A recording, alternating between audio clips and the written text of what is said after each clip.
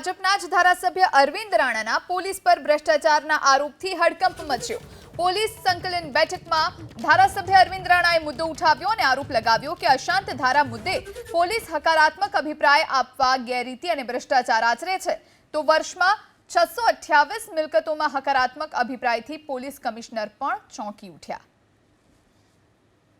અશાંત ધારામાં અભિપ્રાય આપવામાં સૌથી મોટા ભ્રષ્ટાચાર થાય છે, આ આરોપ લગાવ્યો છે પૂર્વ વિધાનસભા ધારાસભ્ય અરવિંદ રાણાજીએ। અરવિંદ રાણા આપણી સાથે મોજૂદ। સાહેબ,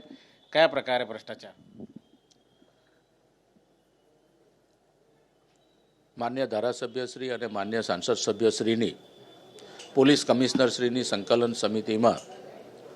મારા વિસ્તારમાં 100% વિસ્તાર એટલે કે સુરત પૂર્વ વિધાનસભા વિસ્તાર એ 100% વિસ્તાર અશાંત ધારા હેઠળ આવરી લેવાયેલ છે। મારા મત વિસ્તારની અંદર 5 પોલીસ સ્ટેશન લાગે છે। હવે અશાંત ધારામાં કોઈ પણ મિલકત તબદીલ કરવાની હોય તો તેના માટે કલેક્ટરશ્રી પાસે પરમિશન લેતા પહેલાં કલેક્ટરશ્રી પોલીસ અને મામલતદારનો અભિપ્રાય માંગતી હોય છે। મારા મત વિસ્તારમાં આવેલી લગભગ તમામ પ્રકારની જે કંઈક મિલકતો છે તેમાં હિન્દુ વિસ્તારની અંદર કોઈ વિધર્મી પરિવાર મિલકત ખરીદ કરતા હોય તો તેના માટે કલેક્ટરશ્રી પાસે જે એનઓસી માંગવામાં આવે છે અને એના આધારે કલેક્ટરશ્રી દ્વારા પોલીસને એના અભિપ્રાય આપવા માટે જ્યારે પત્ર લખવામાં આવે છે ત્યારે મેં જે માહિતી માંગી તેમાં 2022માં લગભગ 80% મિલકતો કે હિન્દુ વિસ્તારની અંદર વિધર્મી પરિવારે ખરીદ કરવાની માંગણી આવી હોય તેમાં હકારાત્મક અભિપ્રાય આપવામાં આવ્યો અને 2023માં લગભગ 85%